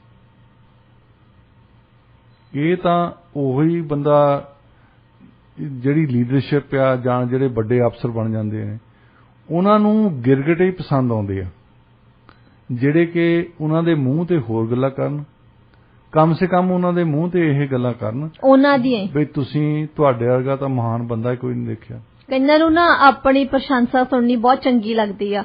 ਤੇ ਜੇ ਤੁਸੀਂ ਵੈਸੇ ਕਈ ਵੈਲਵਿਸ਼ਰ, ਜੇ ਮੰਨ ਲਓ ਵੀ ਆਪਾਂ ਹੁਣ ਗੱਲ ਕਰਦੇ, ਇੱਕ ਵੈਲਵਿਸ਼ਰ ਆ, ਦੋ ਫਰੈਂਡਸ ਹੈਗੇ, ਉਹਨੇ ਉਹਦੀ ਗਲਤੀ ਦੱਸਤੀ ਆਪਦੇ ਦੋਸਤ ਨੂੰ, ਜਦੋਂ ਤੱਕ ਤਾਂ ਉਹਨੇ ਉਹਦੀਆਂ ਵਡਿਆਈਆਂ ਕੀਤੀਆਂ, ਉਹਨੂੰ ਲੱਗਦਾ ਕਿ ਇਹ ਮੇਰਾ ਬੈਸਟ ਫਰੈਂਡ ਆ ਫॉर ਲਾਈਫ। ਪਰ ਜਿਸ ਦਿਨ ਹੀ ਉਹਨੇ ਉਹਦੀ ਗਲਤੀ ਦੱਸਤੀ, ਉਹਦੇ ਤੋਂ ਸਹਿਣ ਨਹੀਂ ਹੁੰਦਾ, ਨਹੀਂ ਇਹ ਮੇਰੇ ਤੋਂ ਜੈਲਸ ਕਰਦਾ। ਆਹ ਦੇਖੋ ਹੁਣ ਪੰਜਾਬ ਦੇ ਜਿਹੜੀਆਂ ਪੁਰਾਣੀਆਂ ਪਾਰਟੀਆਂ ਹਰੀਆਂ ਆ, ਉਹ ਕਹਿੰਦਾ ਕਿ ਸ਼ਾਇਦ ਸਾਡੇ 'ਚ ਕੋਈ ਗਲਤੀ ਹੋਵੇ। ਇਹ ਮਤਲਬ ਇਹ ਕਿਸੇ ਨੂੰ ਜੋਤਸ਼ੀ ਨੂੰ ਪੁੱਛਣ ਵਾਲੀ ਗੱਲ ਹੈ। ਜੇ ਤੁਹਾਡੀਆਂ ਸਾਰੀਆਂ ਸੀਟਾਂ ਜਾਂਦੀਆਂ ਲੱਗੀਆਂ, ਤੁਹਾਨੂੰ 18% ਲੋਕਾਂ ਨੇ ਵੋਟ ਪਾਈ ਹੈ, ਅਜੇ ਵੀ ਤੁਹਾਨੂੰ ਸ਼ੱਕ ਆ ਵੀ ਸ਼ਾਇਦ ਸਾਡੇ 'ਚ ਕੋਈ ਗਲਤੀ ਹੋਵੇ, ਮੰਨਣ ਨੂੰ ਤਿਆਰ ਨਹੀਂ, ਕਿਉਂਕਿ ਉਹ ਖੁਦ ਮੰਨਣ ਲਈ ਤਿਆਰ ਨਹੀਂ। ਔਰ ਜਿਹੜੇ ਉਹਨਾਂ ਦੇ ਨਾਲ ਖੜੇ ਹੋਣੇ ਆ, ਇਹ ਜ਼ਰੂਰ ਕਹਿੰਦੇ ਹੋਣਗੇ ਲੋਕਾਂ ਦਾ ਦਿਮਾਗ ਹੀ ਖਰਾਬ ਹੋ ਗਿਆ ਜੀ। ਅੱਜ ਕੱਲ ਕੋਈ ਇਮਾਨਦਾਰ ਲੋਕਾਂ ਦੀ ਕਦਰ ਨਹੀਂ ਕਰਦਾ, ਤੁਹਾਡੇ ਵਰਗਿਆਂ ਦੀ। ਉਹਨਾਂ ਸਾਰੇ ਜਾਣੇ ਇਹੀ ਕਹਿੰਦੇ ਹੋਣੇ ਆ ਹੁਣ ਰਾਹੁਲ ਗਾਂਧੀ ਨੂੰ, ਪ੍ਰਿਯੰਕਾ ਗਾਂਧੀ ਨੂੰ ਜਾ ਕੇ ਵੀ ਪੰਜਾਬੀਆਂ ਦਾ ਤਾਂ ਦਿਮਾਗ ਖਰਾਬ ਹੋ ਗਿਆ, ਉਹਨਾਂ ਨੂੰ ਕੁਝ ਨਹੀਂ ਪਤਾ, ਤੁਸੀਂ ਸਿਆਣੇ ਆ ਜੀ, ਤੁਸੀਂ ਪੜ੍ਹੇ ਲਿਖੇ ਹੋ, ਤੁਹਾਡੀ ਗੱਲ ਤਾਂ ਸੁਣਦੇ ਨਹੀਂ, ਸਮਝਦੇ ਨਹੀਂ ਤੁਹਾਡੀ ਗੱਲ ਸਮਝਣ ਲਈ ਤਾਂ ਤੁਹਾਡੀ ਗੱਲ ਸਮਝਣ ਲਈ ਤੁਹਾਡੇ ਲੈਵਲ ਵਾਲਾ ਹੋਣਾ ਪੈਂਦਾ। ਹਾਂਜੀ ਐਗਜ਼ੈਕਟਲੀ। ਇਹਨਾਂ ਮੂਰਖਾਂ ਨੂੰ ਕੀ ਪਤਾ। ਹਾਂਜੀ, ਇਹ ਤਾਂ ਉੱਠ ਕੇ ਐਵੇਂ ਭਾਵਕ ਹੋ ਕੇ ਕਿਸੇ ਹੋਰ ਪਾਰਟੀ ਨੂੰ ਵੋਟ ਪਾਤੀ ਇਹਨਾਂ ਨੇ ਦੇਖੋ ਜੀ ਆ ਜਾਣਾ ਵਾਪਸ। ਕੋਈ ਨਹੀਂ, ਲੱਗ ਜਾਣਾ ਜੀ ਇਹਨਾਂ ਨੂੰ ਪਤਾ, ਹੁਣ ਫੇਰ ਤੁਹਾਨੂੰ ਯਾਦ ਕਰਨਗੇ। ਤੇ ਹੁਣ ਨਵਜੋਤ ਸਿੱਧੂ ਦੇ ਕੋਲ ਬੈਠੇ ਹੋਣੇ ਆ, ਜੇ ਤੁਹਾਨੂੰ ਚੀਫ ਮਿਨਿਸਟਰ ਬਣਾਉਂਦੇ ਤਾਂ ਤੁਸੀਂ ਅੱਜ 70 ਸੀਟਾਂ ਲੈ ਜਾਣੀਆਂ ਸੀ, 80 ਸੀਟਾਂ ਲੈ ਜਾਣੀਆਂ ਸੀ। ਇਹਨਾਂ ਨੇ ਚੰਨੀ ਸਾਹਿਬ ਨੂੰ CM ਬਣਾ ਕੇ ਗਲਤੀ ਕੀਤੀ ਹੈ। ਜਿਹੜੇ ਚੰਨੀ ਦੇ ਸਪੋਰਟਰ ਆ ਉਹ ਕਹਿੰਦੇ ਹੋਣੇ ਆ, ਜੇ ਨਵਜੋਤ ਸਿੱਧੂ ਨਾ ਕੁਝ ਕਹਿੰਦਾ ਤੁਹਾਡੇ ਖਿਲਾਫ, ਅੱਜ 90 ਸੀਟਾਂ ਤੁਹਾਡੀਆਂ ਹੋਣੀਆਂ ਸੀ ਜੀ। ਇਹ ਗਿਰਕਟਾਂ ਜਿਹੜੀਆਂ ਹਰ ਪਾਰਟੀ 'ਚ ਤੁਰੀਆਂ ਫਿਰਦੀਆਂ ਜੀ, ਬਿਲਕੁਲ। ਔਰ ਘਰ ਘਰ ਆ। ਹਾਂਜੀ ਹਾਂਜੀ, ਹਰ ਜਗ੍ਹਾ ਤੇ ਸਾਨੂੰ ਗਿਰਗਟਾਂ ਦੇਖਣ ਨੂੰ ਮਿਲ ਜਾਂਦੀਆਂ ਨੇ, ਪਰ ਇਹ ਹੈਗਾ ਵੀ ਚਲੋ ਥੋੜਾ ਜਿਹਾ ਤਾਂ ਸੁਚੇਤ ਰਹਿਣ ਦੀ ਲੋੜ ਹੈਗੀ ਆ। ਜੇ ਕੋਈ ਆਪਾਂ ਨੂੰ ਜਾਂ ਜੇ ਕੋਈ ਤੁਹਾਨੂੰ ਤੁਹਾਡੀ ਗਲਤੀ ਬਾਰੇ ਦੱਸਦਾ, ਜ਼ਰੂਰੀ ਤਾਂ ਨਹੀਂ ਵੀ ਉਹ ਬੰਦਾ ਜਿਹੜਾ ਹੈਗਾ ਤੁਹਾਡਾ ਦੁਸ਼ਮਣ ਹੋ ਸਕਦਾ ਕਿ ਉਹ ਤੁਹਾਡਾ ਜ਼ਿਆਦਾ ਵਧੀਆ ਵੈਲਵਿਸ਼ਰ ਹੋਵੇ। ਤੇ ਜਿਹੜੇ ਗਿਰਗਿਟ ਸਾਰਾ ਦਿਨ ਚਾਪਲੂਸੀਆਂ ਕਰਦੇ, ਇਹ ਨਹੀਂ ਹੋ ਸਕਦਾ ਵੀ ਉਹ ਤੁਹਾਡੇ ਬਹੁਤ ਜ਼ਿਆਦਾ ਵੈਲਵਿਸ਼ਰ ਆ ਜਾਂ ਤੁਹਾਡੇ ਗੁੱਡ ਫਰੈਂਡਸ ਹੈਗੇ ਆ। ਡਾਕਟਰ ਸਾਹਿਬ, ਹੁਣ ਟਾਈਮ ਹੋ ਗਿਆ ਅੱਜ ਦੇ ਵਿਚਾਰ ਦਾ। ਕਹਿੰਦੇ ਵੀ ਜਦੋਂ ਅਧਿਆਪਕ ਭ੍ਰਿਸ਼ਟ ਹੋ ਜਾਂਦਾ ਸਾਰਾ ਸੰਸਾਰ ਭ੍ਰਿਸ਼ਟ ਹੋ ਜਾਂਦਾ। ਜੀ ਬਿਲਕੁਲ, ਇਸੇ ਨੋਟ ਤੇ ਅਸੀਂ ਅੱਜ ਦੇ ਪ੍ਰੋਗਰਾਮ ਦੀ ਸਮਾਪਤੀ ਕਰਦੇ ਹਾਂ। ਡਾਕਟਰ ਸਾਹਿਬ ਦੇ ਨਾਲ ਮੁਲਾਕਾਤ ਹੋਗੀ ਜੀ ਸੋਮਵਾਰ ਵਾਲੇ ਦਿਨ ਮੰਡੇ ਨੂੰ, ਤੇ ਮੇਰੀ ਤੇ ਤੁਹਾਡੀ ਮੁਲਾਕਾਤ ਸੰਡੇ ਨੂੰ ਹੋਊਗੀ। ਪ੍ਰੋਗਰਾਮ ਅੱਜ ਦਾ ਮੁੱਦਾ ਇਤਿਹਾਸ ਤੇ ਝਰੋਖੇ ਚੋਂ, ਜਿਸ ਵਿੱਚ ਮੇਰਾ ਸਾਥ ਦਿੰਦੇ ਨੇ ਰੇਡੀਓ ਇੰਡੀਆ ਦੇ director of research barrister Lovleen Singh Gill. ਯਾਦ ਨਾਲ ਸੰਡੇ ਨੂੰ ਸਵੇਰੇ 8 ਵਜੇ ਤੁਸੀਂ ਰੇਡੀਓ ਟਿਊਨ ਇਨ ਜ਼ਰੂਰ ਕਰ ਲੈਣਾ। ਅੱਜ ਦੇ ਪ੍ਰੋਗਰਾਮ 'ਚ ਸਾਥ ਦੇਣ ਲਈ ਬਹੁਤ ਬਹੁਤ ਸ਼ੁਕਰੀਆ।